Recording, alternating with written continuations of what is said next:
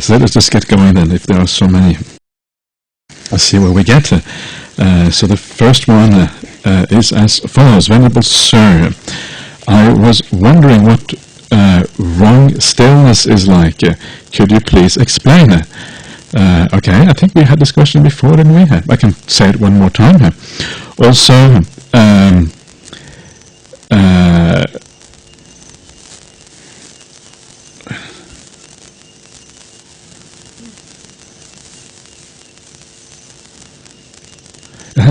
is this an old question, maybe? Is that possible? Those were new. I just picked them from the box. Did you? Okay, okay. I thought I recognized this question. I thought it was the same we had last time. Maybe somebody put it by mistake.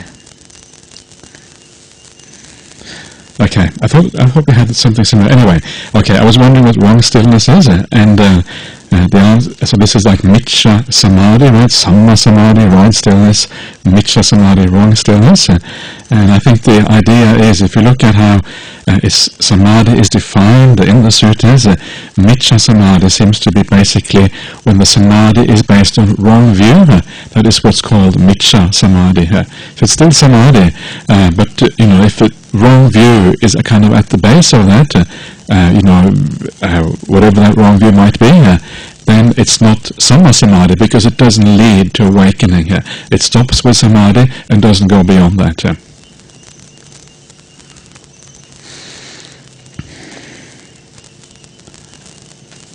Is that your answer? Yeah. Okay. Yeah. මිච්ඡා සමාධියෙන් අදහස් කරන්නේ කුමක්ද කියලා ප්‍රශ්නය තිබුණේ. එතකොට මිච්ඡා සමාධිය කියන්නේ සම්මා සමාධියෙන් තොර වූ සමාධියට.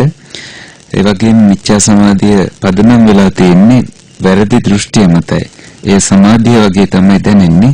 නමුත් එහි පදනම වැරදි දෘෂ්ටියක් නිසා සමාධියෙන් එහාට ඔබට පියවරකට යන්නට අපහසු වෙනවා. අන්න එහෙමයි මිච්ඡා සමාධිය පැහැදිලි කරන්න පුළුවන් වෙන්නේ. මේ ප්‍රශ්නේ කලින් තිබුණා කියලා තුන්වහන්සේ පැහැදිලි කරා. Okay, next question again about relaxing the body when meditating. How does pain disappear when one concentrates on the aching spot? For me the pain increases. Maybe I'm doing it wrong, so wanted to clarify. Please comment if time permits. So again, the idea is that depends on how much pain you have and what kind of pain it is. And some pains are temporary, and they can be abandoned quite easily by focusing with kindness. The metta tends to dissolve problems if it is there. But some pains are chronic, and it's very hard to dissolve. They're very persistent. It is hard to dissolve by just focusing on the spot. So then I would suggest changing your posture, and if that doesn't work, well then you're just going to have to accept the pain and try to somehow meditate while the pain is there. ඊළඟට අහලා තියෙන්නේ ඔබ ශරීරයේ වේදනාවක් තියෙන තැනකට අවධානය යොමු කරගෙන හිටියහම කොහොමද එයින් මිදිලා භාවනාව කරගෙන යන්නේ කියලා. ඒ වගේ ස්ථානයකට අවධානය යොමු කරාම ඒ වේදනාව වැඩි වෙනව නේද කියලා. පිළිතුර තමයි ඔබට පුළුවන් ශරීරයේ වෙත ඒ වේදනාව තියෙන ස්ථානයට මෙත්සිත යොමු කරන්න. සමහර ඔබට දැනෙන වේදනාවන් ඔබේ ස්වභාවයෙන්ම ශාරීරිකයෙන්ම කිසියම් පවතගෙන එන වේදනාවල් ඒව දිගටම පවතින ඒවා වෙන්න පුළුවන්. සමහර විට ඔබට පුළුවන් ඔබේ ඉරියව්ව වෙනස් කරන්න. ඒත් ඔබේ වේදනාව පවතිනවා නම් ඒ වේදනාව පිළිගන්න එකයි ඔබට කරන්න තියෙන්නේ. Okay, next one. Venerable Sir, please be kind to explain the experience of Priti. Thank you. May the Triple Gem bless you. Okay, so piti is one of these very important feelings that arise during meditation. And it often starts, the general gladness you feel. I'm sure you know what I mean when you think about something good you have done, and you feel a sense of happiness inside, right? The pamudja, the gladness arises when something is right. You've done something good, you've done something right. Now that gladness, as it increases, it becomes more powerful. And sometimes you can feel it going through the whole body. Sometimes you can feel kind of waves of this is like a spiritual pleasure. The happiness that comes through, it can be felt very physically sometimes. It varies a little bit from person to person how this is felt. Some people feel it more in the mind, some people feel it more physically. But it is quite an intense sense of joy and happiness that arises. It is not yet terribly peaceful. It becomes even more peaceful as you move further on in the meditation. Especially the physical aspects then disappears when your body becomes more tranquil and you go into a deeper state of happiness. So it's just part of all this happiness that you experience on the path, right? Priti is part of that. It comes from, it's a spiritual feeling based on happiness of the wholesome.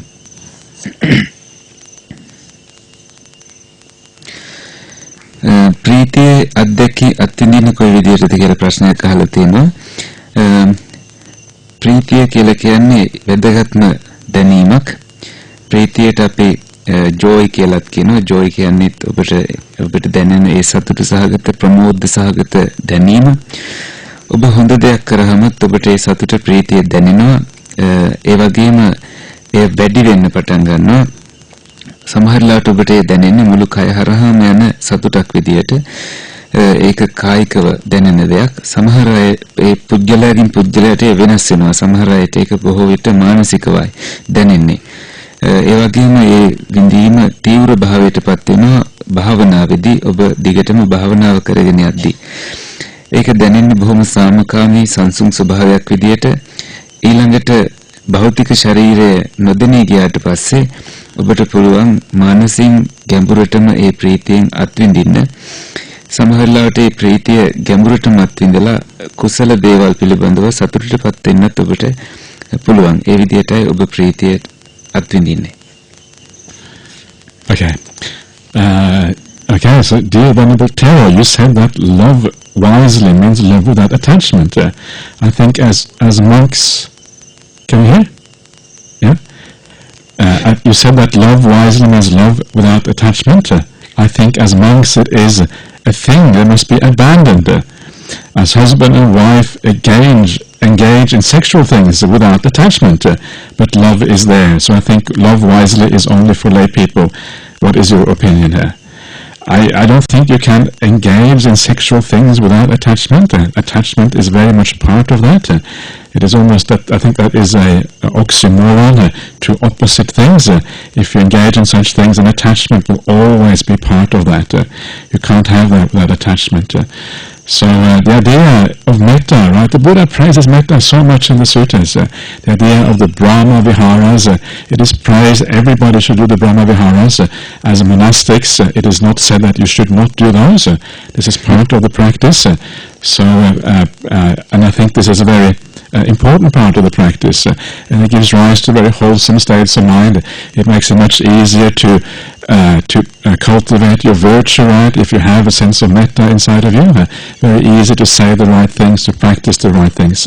So very, very useful part of the Buddhist path, and I certainly think monks and nuns, monastics should do this as well, and not just for lay people. ප්‍රඥාවෙන් ආදරය කරන්න කියන එකත් ඒ වගේම ඇලීමක් නැතුව ආදරය කරන්නත් කියන එක මේක භික්ෂුන් වහන්සේලාට අදාළ නොවන දෙයක් නේද? ගිහි අයට පුළුවන් ඇලීමක් නැතිව ඒ අයගේ කාමභෝගී ජීවිතය ගත කරන්න. බොහොම පිං. ඒ වගේ ඒවා භික්ෂුන් වහන්සේලාට එහෙනම් අදාළ නැහැ නේද? මේක ගිහි පින්වතුන්ට පමණක් නේද කියලා අහනවා. ඉතින් පිළිතුර තමයි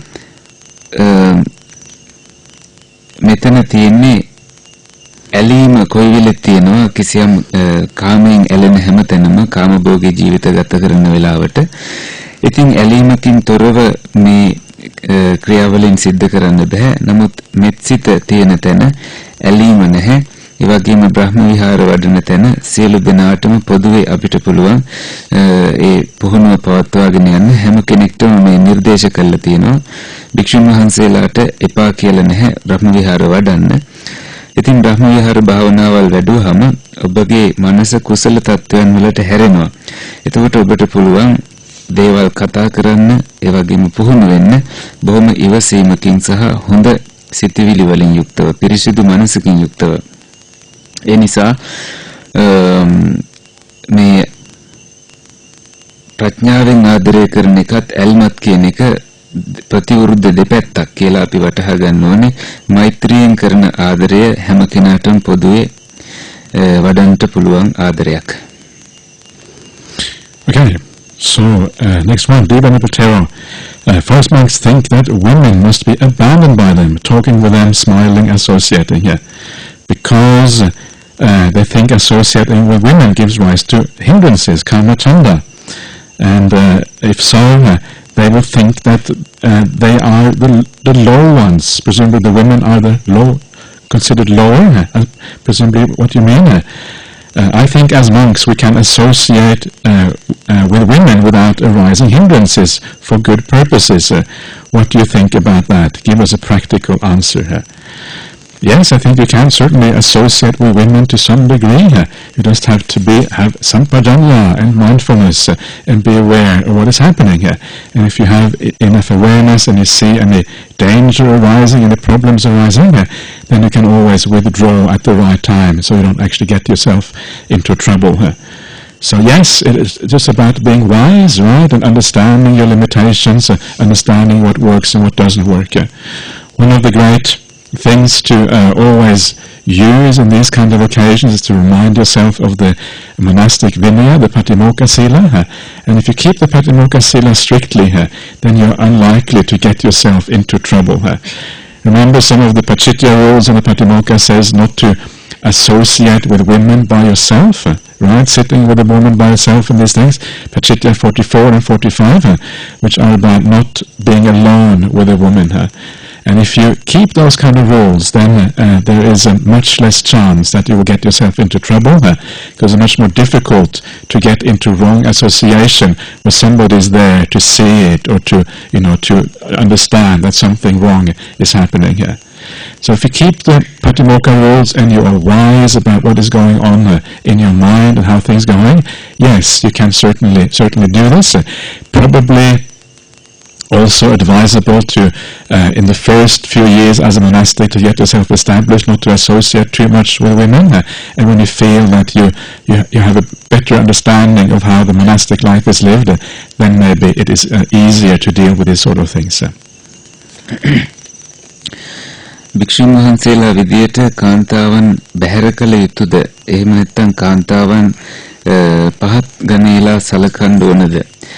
ප්‍රශ්නය අහන කෙනා හිතනවලු අපිට පුළුවන් කාන්තාවන් නැසුරු කරන්න යම්කිසි අවබෝධයකින් යුක්තව ප්‍රායෝගික හේතු සඳහා. පිළිතුර තමයි ඔව්, සිහිනුවණින් යුක්තව කාන්තාවන් නැසුරු කරන්න පුළුවන්. ඒ වගේම කිසියම් ඇලීමක් හෝ කරදරේ වැටෙන අවස්ථාවක දැනෙනවා නම් ඔබට පුළුවන් හරි වෙලාවේදී ඒ අවස්ථාවෙන් බැහැර වෙන්න, ඒ වාතාවරණයෙන් බැහැර වෙන්න. ඔබ තේරුම් ගත යුතුයි එක් සීමාවන් අපිට මේ තුල හොඳ පැතිකඩ නරක පැතිකඩ පිළිබඳව අපි හොඳ අවබෝධයක් තියෙන්න ඕනේ. විනයට අනුව ප්‍රාතිමෝක්ෂ සීලයට අනුව ඔබ ඊටාම දැඩිව ඒ ප්‍රාතිමෝක්ෂ සීලය ආරක්ෂා කරනවා නම් ඔබ ඊටාම හොඳ සංවරයකින් යුක්ත නිසා බොහෝ දුරට කරදරයකට අහු වෙන එකක් නැහැ. ඔබේ හිත වෙනස් වෙන එකක් නැහැ. පාචිත්‍ය විනය නීති අරගෙන බැලුවාම 44 45 වෙනි නීතිවල සඳහන් වෙන්නේ කාන්තාවක් සමග තනියම සිටීමට භික්ෂුන් වහන්සේකට අනුමැතිය ලබා දීලා නැහැ. ඒ බඳු ඒවා හරියටම ඔබ අනුගමනය කරනවා නම් බොහෝ දුෂ්කරතාවන්ගෙන් ඔබට වැළකීලා පහසුවෙන් පැවිදි ජීවිතය ගත කරන්න පුළුවන්. ඔබ හරියට ප්‍රාතිමෝක්ෂ සීලය පිළිබඳව අවබෝධයක් ලැබෙනකන් පැවිදි වෙලා ටික කාලයක් වසර කිහිපයක් මේ පුහුණුව ලැබෙනකන් වැඩි වැඩියෙන් එබඳු ගනුදෙනු වලට නොයන එක නුවණට හුරුයි. එබඳු පිළිතුරක් තමයි දුන්නේ. Yes sir.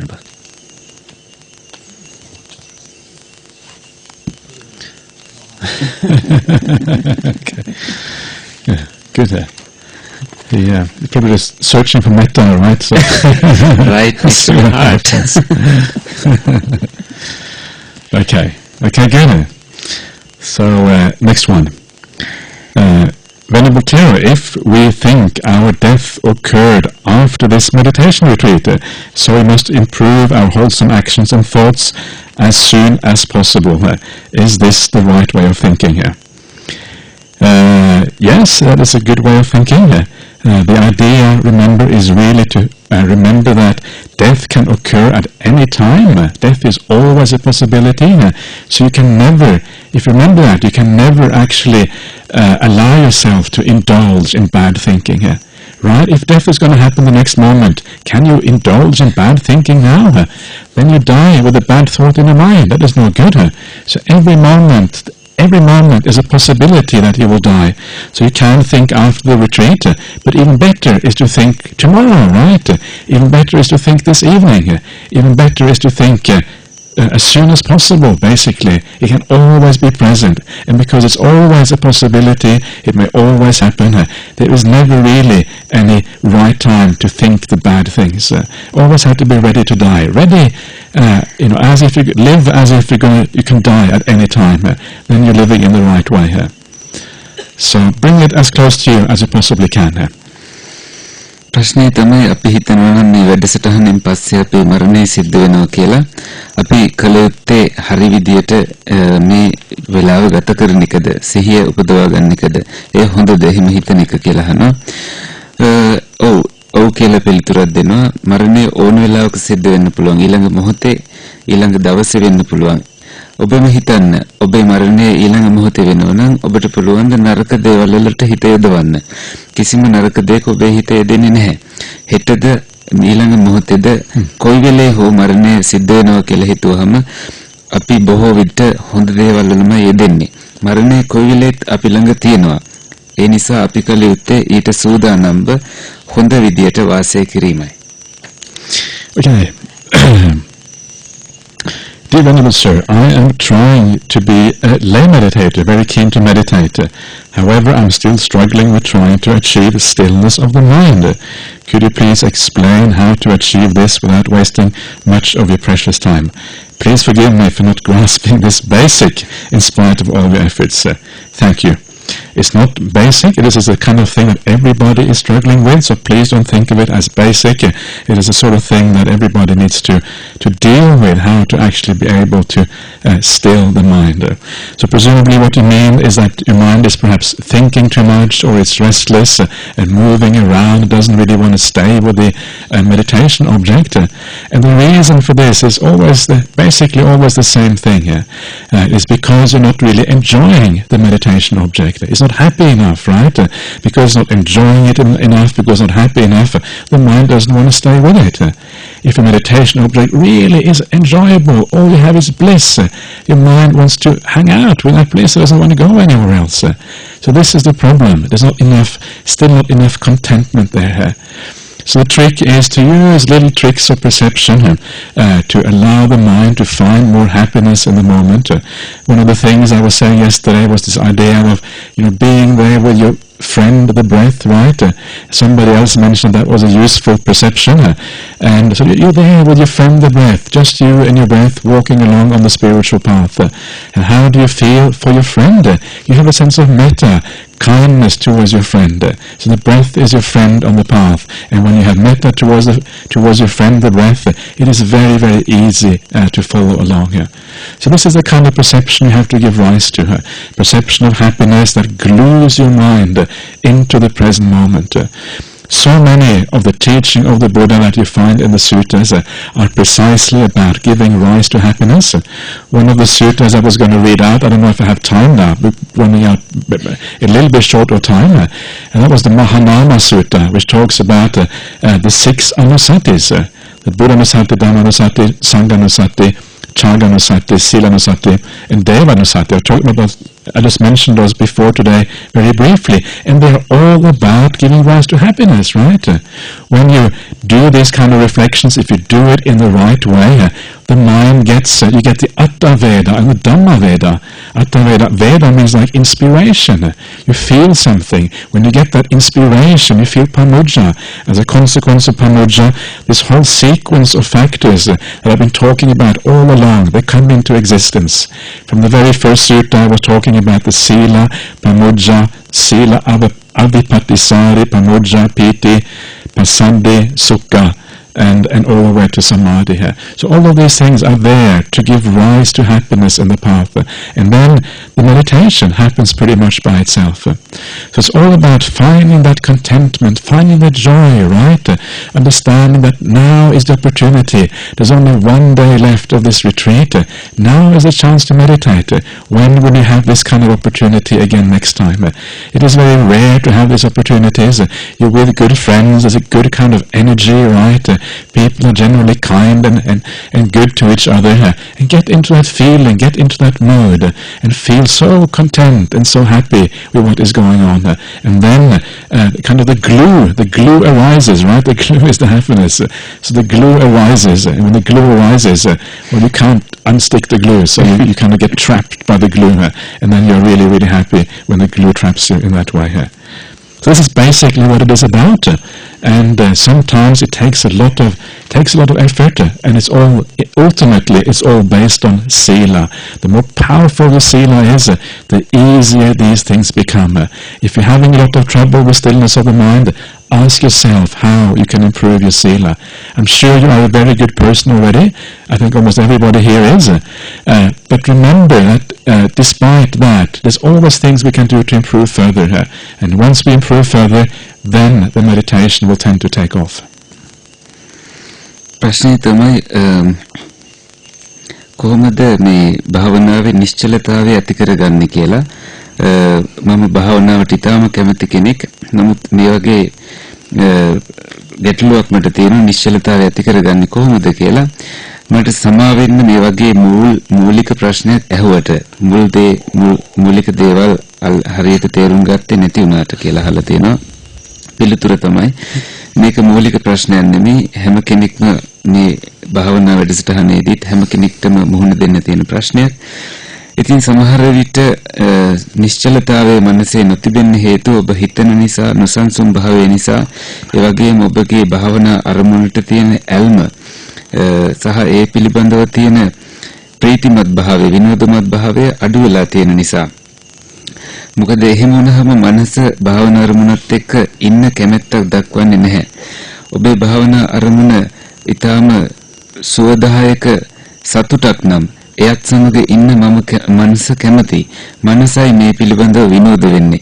ඒ අවස්ථාව අපි හඳුනා ගන්න ඕනේ. මම කලින් පැහැදිලි කරා හුස්ම රැල්ල යහළුවෙක් විදියට සලකන්න කියලා. කවුරු හරි කෙනෙක් ඇවිල්ලා මට කිව්වා එහෙම කියපු එක ප්‍රයෝජනයක් වුණා කියලා. ඉතින් අපි හුස්ම රැල්ලට යහළුවෙක් විදියට සලකනකොට, කරුණාවෙන් සලකනකොට ඒ නිසාම හුස්ම රැල්ල අපි සමග රැඳෙනවා. මනසත් ඒ සමගම රැඳෙනවා. එතකොට පහසුයි ඔබේ පුහුණුව පවත්වා ගන්න. ඔබ ඒ භාවනාව දිහා දකින විදියයි වෙනස් කරගන්න ඕනේ. මනසට ඇලෙන්නට ගම් එකක් වගේ ඒ සුවදායීතාවය ඇති කරගන්න. අපිට කාලේ තියෙවිත් දන්නේ නැහැ සාකච්ඡා කරන්න එක සූත්‍රයක් තියෙනවා මහා නාම සූත්‍රය කියලා. ඒ සූත්‍රයේ තියෙන්නේ අනුස්සති 6ක් වඩන හැටි. බුද්ධානුස්සති, ධම්මානුස්සති, සංඝානුස්සති, චාගානුස්සති, දේවතානුස්සති, ඔය කියන අනුස්සති වැඩුවට පස්සේ අපේ මනස ඊටාම සුවදායී තත්වයට, උද්‍යෝගීමත් භාවයටපත් වෙනවා. අත්ත වේද ධම්ම වේද කියලා ඒව හඳුන්වන්නේ. එහෙම වුණාම අපේ මනස පමුජ්ජාවට, දැඩි ප්‍රීතියකටපත් වෙලා හැම දෙයක්ම හොඳින් කෙරෙන්න ගන්නවා. ඔබේ පුහුණුව හොඳින් කෙරෙන්න ගන්නවා. ඒ වගේම ඔබ බලන්න කලින් සාකච්ඡා කරපු සූත්‍රවල හැටියට සීලයෙන් පමුජ්ජාව, ඒ තුලින් අවිපටිසාරී භාවය, ප්‍රීතිය, ඒ මගින් සමාධිය දක්වා ඔබට ගමන් කරන්න පුළුවන්. ඒ වගේම භාවනාව වැඩෙන්නේ එය විසින්මයි. දැන් තමයි හොඳම කාලේ ඔබේ භාවනාව දියුණු කරගන්න. ඔබට ඉතුරු වෙලා තියෙන එක දවසයි. කොච්චර හොඳ මිනිස්සු මේ ඔබ වටා ඉන්නවද? කොයිතරම් කරුණාවන්තයිද අය. ඒ නිසා ඔබ තෘප්තිමත් භාවයට මනස රැගෙන ඉන්න. ඒ තෘප්තිමත් භාවයේ ගම් එකක් වගේ ඇලෙන ස්වභාවයෙන් යුක්තව පවත්වා ගන්න. ඔබ එයට ඇලුනහම ඔබට එයින් ගලව ගන්නත් බැරි වේවි. ඒ වගේම ඔබ උත්සාහ ගන්න සීලය තුලින් හැම දෙයක්ම ආරම්භ වෙන්නේ කියලා හිතලා තවත් සීලයේ අඩුපාඩු තියනවද කියලා විමසා බලන්න. දැනටමත් ඔබ සිල්වත් කියන එක අපිට විශ්වාසයි මෙතනින් හැම කෙනෙක්ම වගේම. ඉතින් ඒ නිසා ඔබගේ තියෙන ඒ සිල්වත් භාවයෙන් අවබෝධයෙන් මන අවබෝධයෙන් යුක්තව ඔබගේ පුහුණුව ඔබ පවත්වා ගන්න. එතකොට ඔබේ නිශ්චලතාවය මතුවේවි. Okay. Next one, Reverend Sir, please explain by means of an example how we can contemplate feelings as feelings externally here. So this is the reference to the Satipatthana Sutta, how to explain, contemplate feelings as feelings externally. Well, the most important thing is to do it internally, right? This is the most important thing here. And we will see that tomorrow, how you do that. Tomorrow I will give a practical example. That's from the Anapanasati Sutta on how to do the whole Satipatthana process just by watching the breath. And so first of all, it's important to do it internally first of all, to recognize your own feelings. This is, I think, by far the most important thing. And if you can do that, then that might actually be enough. You won't have to worry too much about externally. But basically, to do externally, one way of doing it is to develop the psychic powers, right? And then read the feelings in another person's mind. That's one way. That'd be quite cool, wouldn't it? Maybe it wouldn't actually. Maybe it's actually painful to read all the feelings in other people. You see all these things which may not be so nice. You know, lots of people have lots of defilements and things. You have to see all that stuff. It's probably quite painful in many ways. But another way, of course, is to just to understand that people around you have feelings just as you have. You just can tell by their body language, by the way they are, by the way they act, that basically those feelings that you have, they have too. Right? So you don't actually have to see the feelings directly. You can very often tell just by the external behavior that those feelings are there. So this would be one way of doing that. And then just gradually come to understand that other people have exactly the same things inside that you have. One of the problems in life, everybody thinks that they're special, that their problems are special, and that their life is different from everybody else. It's a tendency, it's a sense of self, does that. But the reality is that we are all pretty much the same. It's pretty boring, isn't it? We're all the same. We all have the same problems. We all have the same defilements, the same hindrances on the path, and that is just that's just the reality of it. And when you especially start to see that, when you start to hear people talk to them about the meditation practice, almost everybody has the same kind of questions, the same kind of things that need to be resolved.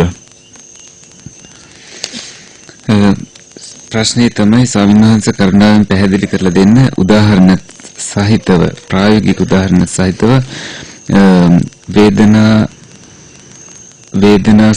වේදනාවන් වේදනානුව දකින්නේ කොහොමද කියලා බාහිරව එහෙම දකින්නේ කොහොමද කියලා. එතකොට පිළිතුර තමයි මෙය ඊටාම වැදගත්. ඔබ අධ්‍යාත්මිකව ඇතුළාන්තයෙන් බලන එක මේ ගැන හෙට වැඩිපුර පැහැදිලි වේවි. ප්‍රායෝගිකව ආනාපාන සති සූත්‍රයට අනුවම පැහැදිලි කරනවා කියලා උන්වහන්සේ පිළිතුරු දුන්නා.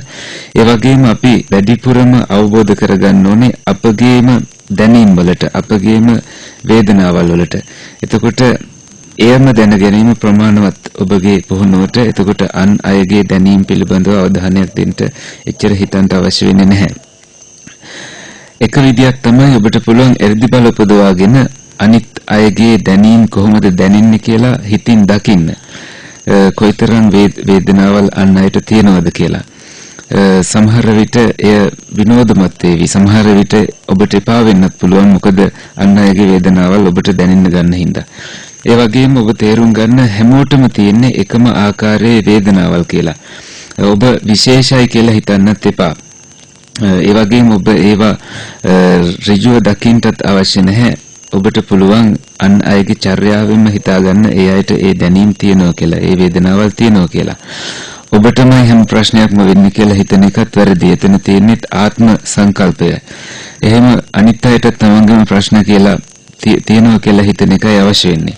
එහෙම හිතුවම එපා වෙන්නත් පුළුවන් ඔබට. ඒ වගේම ඔබට තියෙන ක්ලේශයන්, ඔබට තියෙන ප්‍රශ්නම තියෙනවා හැම කෙනෙක්ටම. භාවනාවේදීත් එහෙමයි. භාවනාවේදීත් බොහෝ අය ඇවිල්ලා අහන්නේ එකම ප්‍රශ්න ටික. ඉතින් මේ එක් එක් වේදනාවල් සම්බන්ධව එහෙමයි අපි තේරුම් ගන්න ඕනේ කියලා උන්වහන්සේ පිළිතුරු දුන්නා. හෙට තවත් පැහැදිලි වෙයි. Okay. I seem to remember a story that I read a long time ago about this Hindu sage or something like that who was doing meditation, and he acquired the ability to read the thoughts of other people. And then he wasn't able to turn it off afterwards. And he said it was terrible, he couldn't turn it off. He had to walk around tuning into all the thinking of all these people. And he said people think so much rubbish. And he had to kind of got all this rubbish into himself, not being able to turn it off. He said it was one of the worst things that happened to him was when he was able to read other people's minds.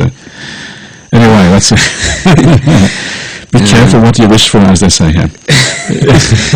කතාවක් උන්වහන්සේ පැහැදිලි කරා ඒ ප්‍රශ්නෙට අදාළව එක්තරා හින්දු ශාන්තුවරයෙක් හිටියලු භාවනා කරලා අන් අයගේ සිත් කියවන්න පුළුවන් ඥානය ලැබපු හැබැයි එයාට ඒ අවබෝධය ලැබුවට පස්සේ ඒක ආපහු ඒකින් නිදෙන්න බැරි වුණාලු එයාට පේන්න ගත්තලු හැම මිනිස්සෙක්ම බොහෝ මිනිස්සු එක එක වැඩකට නැති දේවල් හිතනවා ඒ හින්දා එයාට ඒයින් ගැලවෙන්න බැරුව බොහෝසේ එයා කනගාටුවටපත් වුණාලු ඒ කියන්නේ අන් අයගේ හිත දකින්න පුළුවන් කියලා කියන්නේ සමහරවිට ඔබට සිද්ධ වෙන නරකම දෙයක් වෙන්න පුළුවන් ඒ නිසා ඔබ බොහොම ප්‍රවේශම් වෙන්න ඔබ ප්‍රාර්ථනා කරන්නේ මොන සම්බන්ධයෙන්ද කියලා.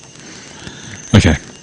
Anyway, I'm not sure if that was a real story, but it was an interesting one anyway. Yeah. ඒ කතාව ඇත්ත කතාවක්ද කියලා නම් මට එච්චර ස්ථිර නැහැ. නමුත් ඒක සිත් අලවන සුළු කතාවක් නිසායි පැහැදිලි කරේ. Okay.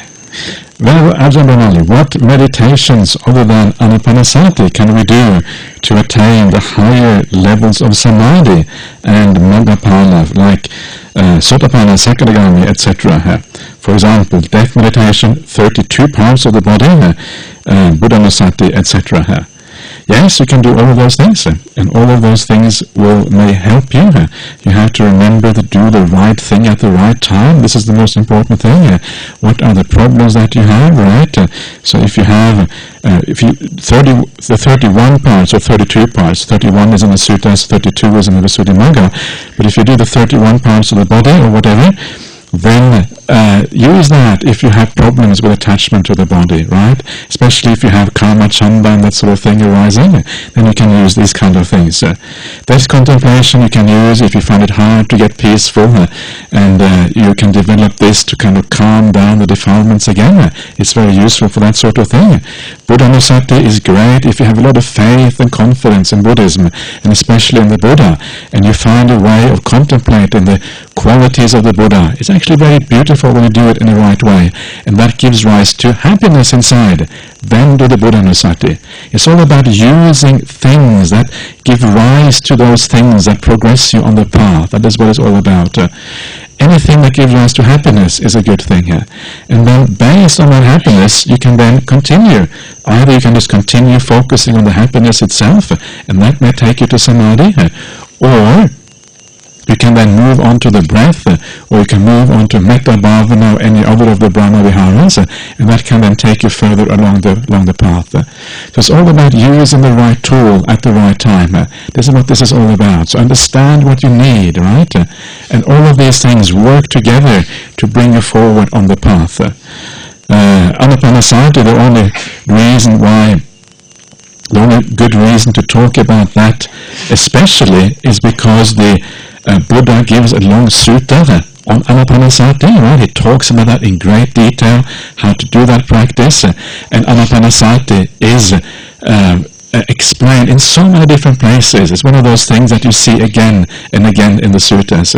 Obviously a very important teaching, very important type of meditation that the Buddha talks about. So because of that, I think anapanasati has a special importance in the suttas, but all of these things can work together to take you forward on the path. ස්වාමීන් වහන්සේ ආනාපාන සතියට වඩා නිර්දේශ කරන්න පුළුවන් වෙනත් භාවනාවල් මොනවද ගැඹුරු ඉහළ සමාධීන් වලටපත් වෙන්න? උදාහරණයක් විදිහට බුද්ධානුස්සති ආදී ඒ වගේම 32ක් වූ ශරීර කොටස් මෙනෙහි කිරීම ආදී භාවනාවල් කරන්න පුළුවන්ද කියලා අහනවා. පිළිතුර තමයි ඔබට පුළුවන් ඒ ඕනෑම භාවනාවක් හරි වෙලාවට හරි විදියට භාවිත කරලා ඔබගේ භාවනාව දියුණු කරගන්න. ඔබ අවධානය යොමු කර යුත්තේ ඒ කරන ඕනෑම භාවනාවකින් සාමකාමීත්වය ඔබට දැනෙනවද? එහෙම නැත්නම් දෘඪ භාවයක් දැනෙනවද කියලා. තවත් උදාහරණයක් තමයි බුදුරජාන් වහන්සේගේ ගුණ මෙනෙහි කරමින් බුද්ධානුස්සතිය වඩන්න පුළුවන් ඔබ සද්ධාවෙන් යුක්ත කෙනෙක් නම්. ඒ වගේ ගුණ මෙනෙහි කරද්දී ඔබට සතුටක් දැනෙන්න පුළුවන්. ඒ ඔස්සේ ඔබට පුළුවන් ඔබේ භාවනාව දියුණු කරගෙන ගැඹුරු තත්වයන් වලටපත් වෙන්න. ඔබ මෙහිදී තේරුම් ගත යුතු දේ තමයි හරි ආයුධය, හරි උපකරණය භාවිත කරලා හරි දේවල් වල හරි සිතුවිලි වලට ඉඩ ලබා දෙනවාද කියන වග. ඒ වගේම ඔබට පුළුවන් ආනාපාන සතියත් වඩන්න හුස්ම රැල්ල සමග. එතකොට ඒ සමගිනුත් ඔබේ භාවනාව දියුණු කරගන්න පුළුවන්.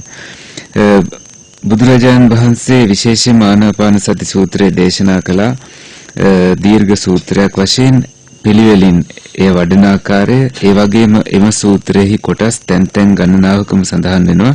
ඒ නිසා ඒට වැදගත් තැනක් හිමි වෙලා තියෙනවා.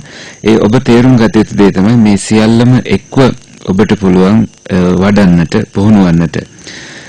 සූත්‍රවල ඊට කලින් සඳහන් කළා සූත්‍රවල සඳහන් වෙන්නේ 31ක් වූ ශරීර කොටස් සම්බන්ධව සමහර තැන්වල 32ක් සඳහන් වෙලා තියෙනවා කියලා. ඉතින් ඕනෑම භාවනාවකින් සංසුන්ව සාමකාමී ඔබේ පුහුණුව කරනවා නම් ඒ හැම එකකින්ම ගැඹුරු ධ්‍යාන සමාධින් වඩන්න පුළුවන් කියලායි අපි වටහා ගත යුතු දේ. Okay. The next one, dear Bible sir, is there a possibility of losing jhana after becoming a stream runner here? To not lose the jhanas, do you have to keep practicing them even after becoming a stream runner? May the triple gem bless you. Is there a chance of losing it after becoming a stream runner? Not really, because you have seen the Dhamma, you understand what it takes to do these kind of things. In the sutras it says that it is the wisdom faculty stabilizes the other faculties. So once, remember the five faculties, you have the sadindriya, the virindriya, the satindriya, samadindriya, and then the panya-indriya. Wisdom faculty, this is the highest one, and once that one is established, it says in a sutta somewhere in the Indriya Samyutta that the other ones they become like steady, they become kind of solid, they don't move anymore. So as a stream entry, you should basically, that is actually one of the qualities that shows you that you are a stream entry, is your ability to attain deep states of samadhi on a regular basis. Whenever you want, basically, you can attain these things, because the wisdom stabilizes everything else. If you haven't got the wisdom, right, if you're still struggling whatever with understanding what this teaching is all about, then all those faculties will be much weaker. They won't be stable. Sometimes you will have it, sometimes you won't, and it will go up and down. So as a stream winner, you may lose the jhana very temporarily because you're very tired, because you're working very hard or something like that. But as soon as you go on retreat, as soon as you withdraw from the hard work or whatever, it will return to you again very quickly. So this is kind of the idea of the stream. It comes back very fast again once you settle down and you start to do your meditation practice. සෝවන් භාවයට පත් වුණාම ධානය නැති වෙනවද? එහෙම නැත්නම් සෝවන් භාවයට පත් වුණාට පසුවත් ධාන වඩමින්ම සිටිය යුතුද? පිළිතුර තමයි එහෙම වෙන්නේ නැහැ. ධර්මයේ තේරුම් ගත්තාම ඔබගේ ධානයන් පවතිනවා. ඒකට හේතුව තමයි ප්‍රඥා ඉන්ද්‍රිය හරියට වැඩුණාම සියල්ලම අනිත් සියලුම ඉන්ද්‍රිය ස්ථාවර භාවයට පත් වෙනවා. ඒ වගේම සද්ධා ඉන්ද්‍රිය, සමාධි ඉන්ද්‍රිය ආදී තහවුරු භාවයට පත් වෙනවා ප්‍රඥා ඉන්ද්‍රිය මගින් ඔබ ධර්මයේ තේරුම් අරගෙන ඉන්න නිසා. ඉන්ද්‍රිය සංයුත්තේ සඳහන් වෙන්නේ ඒ විදියටයි. සියල්ල ස්ථාවර භාවයට පත් වෙනවා ඔබගේ ධර්ම අවබෝධය සහ ප්‍රඥා ඉන්ද්‍රිය බලවත් වුණාට පස්සේ. ඒ වගේම ඔබට පුළුවන් සෝවාන් වුණාට පස්සේ ඔබට විශේෂ හැකියාවක් ලැබෙනවා ඕනෑම වෙලාවක ගැඹුරු සමාධීන් වලට සමවදින්න. ඔබ කලින් භාවනාවල් කරාටත් වඩා හොඳින් ඔබට මේ සමාධීන් වලට සමවැදීමේ හැකියාව ඔබට ලැබෙනවා. දුර්වලතාවයකින් තොරව. ඒ වගේම ඔබට සමහර වෙලාවට ඔබ මහන්සි වෙලා ඉන්නවා නම් ධ්‍යාන වලට සමවැදීමේ හැකියාව දුර්වල වෙන්න පුළුවන්. නමුත් ඔබ භාවනා පුහුණු වැඩසටහනකට සම්බන්ධ වුණු විගසම ඔබට පුළුවන් වහවහ ධ්‍යාන වලට උනත් ගැඹුරු සමාධීන් වලට උනත් සමවදින්න. ඒකයි සෝවන් වුණ කෙනාගේ විශේෂත්වය. Okay, so the next one. Dear Ajahn, in the Dvaita Vitaka Sutta that we did a few days ago, when the Bodhisattva thinks and ponders upon Nekama Vitaka, Abhyapada Vitaka, etc. too much, his body is tired and his mind becomes strained, and then he enters Samadhi. How can he enter the Samadhi? You mentioned this Samadhi was the jhana. To enter the jhana, tireless energy, sati, should be established. Can you please explain that? I think the point was not that his body actually became tired and that the mind became strained. It was more that he realized that if I continue this thinking too much, then the body will become tired and then the mind will be strained, right? He realized, probably maybe from past experience or whatever, that if he keeps on thinking and thinking and thinking, eventually tiredness will arise. So that I think the point was that before the tiredness arises, now I must use this opportunity to enter jhana, to strengthen the state of mind, to make it more positive, make it more powerful, so that you avoid precisely that problem. So I don't think if you go back and read the sutta carefully, I think it doesn't actually say in there that his mind becomes strained. It's more a thought, it's a realization that this is a potential problem. Okay, so I hope that helps. ද්වේධා විතක්ක සූත්‍රයේදී අපි සාකච්ඡා කරාලු මේක තමයි ප්‍රශ්නේ. ද්වේධා විතක්ක සූත්‍රයේදී බෝධිසත්වයන් වහන්සේ නෙක්ඛම්ම අව්‍යාපාද අවිහිංසා සංකල්ප සිතද්දී මනස වෙහෙසටපත් වෙලා පත් වුණා කියලත් ඒ වගේම සමාධියටත් ආව කියලා. කොහොමද සමාධියටපත් උනේ මනස සිතීල වලින් පිරලා වෙහෙසටපත් වුණා නම් කියලා අහනවා. එතකොට පිළිතුර තමයි කය වෙහෙසටපත් වුණාම සිතවිලි නිසා මනසත් පීඩාවටපත් වෙන්න පුළුවන්. නමුත් එහෙම කළොත් තමයි ඒ කියන්නේ නික්කම්ම අව්‍යාපාද අවිහිංසා සිතවිලි වලට ඕනෑමට වඩා මනස වෙලා ගන්නට ඉඩ දුන්නොත් තමයි එහෙම වෙන්නේ. එහෙම වෙන්න කලින් අවස්ථාව බහරගෙන ඒ අවස්ථාවෙම ශක්තිමත්ව ධ්‍යානයේ වැඩුවොතින් ඒ ස්වභාවය මතුවෙන්නේ නැහැ කියලායි අපි තේරුම් ගන්න ඕනේ. අපි සූත්‍රයට නැවතත් හොඳින් අවධානය යොමු කරලා බැලුවහම මේ එක් සිතුවිල්ලක් විතරයි. වෙහෙසවන සිතුවිලි, නෙක්ඛම්ම අව්‍යාපාද අවිහිංසා ආදී සිතුවිලි වල යෙදුනහම ප්‍රවණතාවයක් තමයි ඔබේ මනසත් කයත් වෙහෙසටපත් වෙන්න පුළුවන් කියලා හිතන එක. එහෙම නොවි ගැඹුරු සමාධියෙන් වැඩුවා කියලායි ඒ සූත්‍රයට සඳහන් වෙන්නේ. එහෙමයි මේ තේරුම් ගත යුත්තේ. Okay, so this is the last English question, and then we can move on to the singular questions afterwards. So that was 1 hour for the English ones, another hour for the singular ones, is that right? No, I'm just joking, don't worry. Okay, so Bhante, when meditators have developed to the 4th jhana and the 2 true knowledges, as Bhante mentioned, one is very near awakening here. Though there are suttas for guidance, but one might go the wrong way. Therefore, one still needs guidance to develop to awakening, like some monks go to the Lord Buddha for subject to meditate for awakening here. So how can one practice on one's own for awakening here? Or does one need to find a teacher for guidance? Blessings of the Triple Gem. I think the crucial point is really whether one is a stream enterer or not. That is the crucial point. And usually somewhere along the path, once you start attaining the jhanas, somewhere along there you will become a stream enterer fairly quickly if you have the right guidance.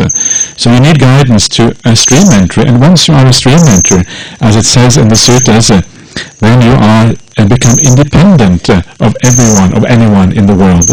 In other words, you know the path is in your heart, right? The path has been acquired by you.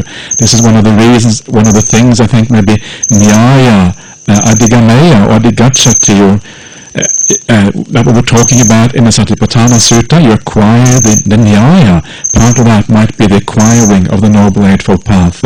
You understand the path to awakening. So at that point, you are basically independent. Before that, it's always good to have guidance to make sure you actually fully comprehend the meaning of anatta, because this is the hard one. It's very easy to think you have understood anatta because there's so many levels to it, when in fact you may not have actually done so. ප්‍රශ්නේ තමයි සතරවෙනි ධ්‍යානයට සම්බන්ධුනට පස්සේ ඔබට වහන්සේ සඳහන් කළා සත්‍ය අවබෝධය ලැබිලා ඒ වගේම අවබෝධය නිවන් අවබෝධයට ඊටාම ආසන්න භාවයට පත් වෙනවා කියලා. නමුත් මේ අවස්ථාවේදී අපට නිවැරදි ගුරු උපදේශ අවශ්‍යයි නේද? උදාහරණයක් විදිහට සමහර භික්ෂුන් වහන්සේලා බුදුරජාන් වහන්සේ මුණ ගැහෙන්න ගියා වගේ. පිළිතුර තමයි ඊටාම වැදගත් කාරණාවක් මතක් කරන්න කාරණාවක් ඉදිරියට උන්වහන්සේ පෙන්වා දුන්නා. ඔබ සෝවාන්ද නැද්ද කියන භාවය. සෝවාන් භාවයට පත් වෙලා නම් ධානයන් ඉක්මනින්ම ධානයන් වඩපු කෙනෙක්ට සෝවාන් භාවයට පත් වීම කියන එක ඉක්මනින්ම සිද්ධ වෙනවා. ඔබ සෝවාන් භාවයට පත් වුණාට පස්සේ ස්වාධීන කෙනෙක් බවට පත් වෙනවා. මොකද ඔබ මාර්ගය ඔබ විසින්ම ලබාගත් අවබෝධ කරගත්තු කෙනෙක් බවට පත් වෙන නිසා. සතිපට්ඨාන සූත්‍රයේ සාකච්ඡා කරපු විදිහට ඥායස්ස අධිගච්ඡති කියන එක න්‍යායට නියම ක්‍රමයට ඔබ සත්‍ය ක්‍රමයට ඔබ එළඹුණා කියන එක ඔබට හැම දෙයක්ම හොඳින් වැටහෙන්න ගන්නවා.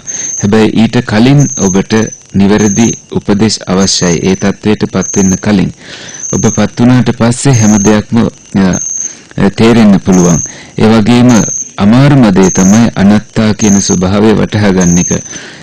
ඒ ස්වභාවය වටහා ගත්තට පස්සේ ඒ කියන්නේ ඔබ සෝවාන් භාවයට පත් වුණාට පස්සේ ඔබට පුළුවන් තනියම ඔබේ පුහුණුව පවත්වාගෙන යන්න. My turn. Okay. ස්වාමීන් වහන්සේ සම්මා දිට්ඨියෙන් යුත තැනැත්තා මරණින් මතු අපායට යෑමට හේතු තිබේද? Venerable sir, are there reasons for a person who has samma ditti to go to purgatory realm after the death? Go to purgatory? Yeah. After that? To hell. If you have, it depends on what kind of, if you have real samadhi, then you cannot go to the lower realms anymore. This is one of the things the Buddha says about the stream entry. Samadhi means being a stream entry, right? Ditti patto, attain to view, it says in the suttas. And there is no chance for you to go to the bad rebirths after that. But if you have just ordinary right view, you believe in rebirth, you think there is rebirth, you think there is karma, you think there is a Buddha, you believe in generosity and these kind of things, then that is not enough. That may not stop you from being reborn in a bad place if you practice badly despite those views. So it depends on what kind of view you have. And I think one of the reasons why you don't go to a bad rebirth once you have right view is because one of the things you understand is how conditioned we are as beings. We are conditioned into what we are, and because we are conditioned into what we are and how we act, you realize that even if you do something bad, you've done something bad in the past, you understand it wasn't really, it was cause and conditions driving you. So because of that, you can always forgive yourself if you are a stream enter and you've seen. Basically what you're seeing is the laws of conditionality, right? Paticca samuppada, how everything arises according to cause and conditions. And then you can always forgive yourself because you understand that you weren't really in charge. Cause and conditions were in charge.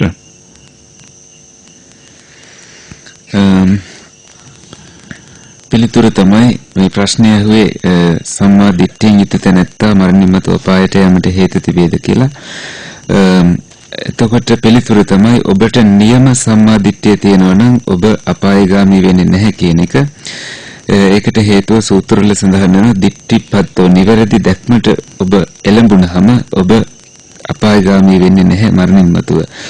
හැබැයි ඔබට තියෙන්නේ සාමාන්‍ය සම්මා දිට්ඨියක් නම් ඔබ පුනර්භවයේ විශ්වාස කරනවා, පරිත්‍යාගයේ වටිනාකම බුදුරජාන් වහන්සේගේ ගුණ එහෙම විශ්වාසයේ තියෙනවා. නමුත් ඔබ පුහුණු වෙනව මදිනම් එය ප්‍රමාණවත් වන්නේ නැහැ අපායগামী වීමෙන් වැළකීමට. ඔබ නිවැරදි පුහුණුවකින් යුක්ත වීමයි අවශ්‍ය වෙන්නේ. ඔබ තේරුම් ගත යුත්තේ තමයි හේතු ඵල අනුව දේවල් සකස් වෙන ආකාරය. ඔබ එය හරියට තේරුම් ගත්තාම මේ හේතුන් මත ඵල නිර්මාණය වෙමින් දේවල් සකස් වෙනවා. එතනයි ඒ මූලික ජවය මූලික ශක්තිය තියෙන්නේ කියලා. ඒ හේතුඵල අනුව සකස් වීම පටිච්ච සමුප්පාදයට අනුව තේරුම් ගැනීම කළාම ඔබ නිවැරදි ස්ථානයකටපත් වෙනවා. ඒ කියන්නේ ඔබ තමා විසින් දේවල් සිද්ධ වෙනවා කියන අවබෝධයෙන් බැහැර වෙනවා. තමාගෙන් ගැලවුණාට පස්සේ මමයේ මාගේ යන එකෙන් ගැලවුණාට පස්සේ ඔබට පුළුවන් නිවැරදි සම්මා දිට්ඨියෙන් යුක්තව ඔබගේ අවබෝධය මත අපායগামী වීමෙන් වැළකෙන්නට. Yeah, I should maybe add that the idea here is that when you go to a bad destination, it's because you think you deserve to go to a bad destination. We tend to kind of judge ourselves and then send ourselves into those places. If there's a nice sutta in the Anguttara Nikaya 3s, which is I think is called maybe the Yama Sutta. Anyway, maybe it's called the 4. Maybe it's called the Dhammadutta Sutta, perhaps. I'm not sure now. It talks about somebody who dies, right? And they go to Yama. Yama is this kind of lord of death sitting down in the underworld, waiting for you to come down, or waiting for you to judge you. So you come down, and then Yama asks you questions, right? He says, well, you had the chance, you were a human being, you had a chance to do all these good things, but you did all this bad stuff, why? And the person says, I didn't understand, I didn't realize, very shaky in front of this fearsome Lord of Death. And then Yama says, well, it's your problem, you did these things. And the idea here is that thank you very much. Excellent. Very good. And the idea here is that Yama doesn't actually judge you. Sometimes people think that Yama is the one who judges you and then sends you to the hell realm or whatever. But that is not what the sutta says. Yama just questions you, right? He says, well, what did you do? Oh, I did this. Well, you are a mature, grown-up person. Didn't you understand the consequences? Oh, I was heedless, right? So it's like you are judging yourself. Yama just kind of applies these questionings. And it's a subtle point, but it's kind of important when you read that particular sutta. And this fits very well with how people often experience a near-death experience. Very often when you have a near-death experience, you have like what they call a life review. You remember your whole life, you see it incredibly, whole life in the kind of panorama effect. You see everything from the time you can remember at the earliest point you can recall until now, and then you get a sense for what kind of life you have lived, and based on that you will then judge yourself either good or bad. And they say it's very powerful because you see how you affect other people, right, their emotions, and because of that you often tend to feel guilt, I suppose, or you feel a sense of shame perhaps that you have done things that weren't right, and based on that you then presumably judge yourself, and then you go to whatever destination you think you deserve. තවත් පිළිතුරට එකතු කළා. අපි කෙනෙක් හිතනවා නම් නරක අන්තයකට අපි යන්නේ කියලා, නරක ගමනාන්තයක් තියෙන්නේ කියලා, අපිට ඒ උරුමයි කියලා. සමහර වෙලාවට ඒ විදියට සිද්ධ වෙන්නට පුළුවන්. අංගුත්තර නිකායේ සූත්‍රයක් තියෙනවා. එම සූත්‍රයට කියන්නේ එක්ක ධම්මදූත සූත්‍රය කියලා, එහෙම නැත්නම් යාම සූත්‍රය කියලා. එහි සඳහන් වෙන්නේ මරණයටපත් වුණු කෙනෙක් යාම කියන මාර දිව්‍ය පුත්‍රයා ළඟට යනවා. එහෙම ගියාට පස්සේ යාම කියන කෙනා අහනවා, ඔබ කුමක්ද ජීවිතේ කරේ? මනුෂ්‍ය ජීවිතයක් ලැබලා තියෙද්දි ඔබ එය හරියට භාවිත කළාද කියලා. එතකොට ඒක නා පිළිතුරු දෙනවා වෙවුලමින්, මට ඒ හරියට භාවිත කරන්න බැරි වුණා, මම ප්‍රමාදයටපත් වුණා, එහෙම කියලා. එතකොට යාම කියන්නේ ඔබේ ප්‍රශ්නයක් එය කියලා. එතකොට අපි සමහර අය හිතනවා යාම තමයි මේක තීරණය කරන්න කියලා. නමුත් යාම නෙමෙයි මේ සූත්‍රය දිහා බැලුවම තීරණය කරන්නේ අපිමයි. යාම කරන දේ තමයි ප්‍රශ්න අහන එක විතරයි. අපිම තීරණය කරනවා අපි හොඳද නරකද කියලා. එතකොට අපි මේ මෙතනදී හොඳට අවබෝධ කරගන්න දෙයක් තියෙනවා. මරණාසන්න අත්දැකීමක් ලැබුණට පස්සේ ඒ මරණාසන්න අත්දැකීමේදී අපිට මුළු ජීවිතේම කරපු දේවල් එක පිළිවෙලට මතක් වෙන්න ගන්නවා. එතකොට අපිම තීරණය කරනවා අපි හොඳද නරකද කියලා. ඔබට ඒ වෙලාවට කනගාටුවක් ඇති වුණොත් ඒ අනුවයි ඔබගේ ඔබ වැරදි කෙනෙක් කියලා හිතුවාම ඒ අනුව ඔබගේ ඊළඟ ගමන තීරණය වෙන්න පුළුවන්. ඒ අනුවයි මේ ඔබ අවබෝධ කරගත යුත්තේ වැරදි දෘෂ්ටියකින් යුක්තව හිටියොත් අපායගාමී වෙනවද? හරි දෘෂ්ටියෙන් හිටියාම අපායගාමී වීමෙන් වළකින්න පුළුවන්ද කියන ප්‍රශ්නෙට පිළිතුර. Last question, Honorable. In the same paper there is another part. සම්මාදිට්ඨි සූත්‍රයේ එන කරුණු අතර එයින් එක් කරුණක් හෝ ඇතනම් ඒ තැනැත්තාට මේ ජීවිතයේදීම මාර්ගඵල ලබන්නට හැකි වේද? Among the facts that are mentioned in the Sammaditthi Sutta, if a person has at least one of those qualities or facts, can that person attain path and fruitions within this lifetime? Yes, it seems so. I think if I'm the Sammaditthi Sutta, each one of those factors, they belong to the 12 factors of dependent origination. There's also some more factors on top of that, and each one of those is to be understood in terms of the Four Noble Truths. In the same way, its existence, its arising, its passing away, and also the way leading to the cessation of that factor. So it seems to me that if you understand any one of those fully, all the way deeply, then that you would be a stream enter as a consequence. පිළිතුර තමයි ඒ සම්මාදිට්ඨියේ තියෙන කරුණ අවබෝධ කරගත්තාම මාර්ගඵල ලබන්න පුළුවන්ද කියලා අහුවාම ඔව් ඔබට පුළුවන්. ඔබ පටිච්ච සමුප්පාදයේ තියෙන සියලුම අංග 12ම හරියට අවබෝධ කරගත්තොත් ඒ සූත්‍රයේ සඳහන් වෙන විදිහට එක ඒවා චතුරාර්ය සත්‍යයට අනුව ගලපමින් තේරුම් ගත්තොත් ඒවයි තියෙන අවබෝධය අනුව ඔබට පුළුවන් මාර්ගඵල අවබෝධයටපත් වෙන විශේෂයෙන්ම සෝවාන් මාර්ගයට ඵලයටපත් වෙන්න ඔබට හැකියාව ලැබෙනවා. I think that's enough. Yes, okay. Good. Yeah, let's we'll start with singular questions tomorrow. Yeah, more singular questions tomorrow. Okay, good. You feel a bit short-changed here. It's a bit, there wasn't that many of them. Okay, so have a nice evening and we'll see you again tomorrow morning. හෙට උදෑසන මුණ ගැහෙමු. සුබ සන්ධ්‍යාවක් වේවා.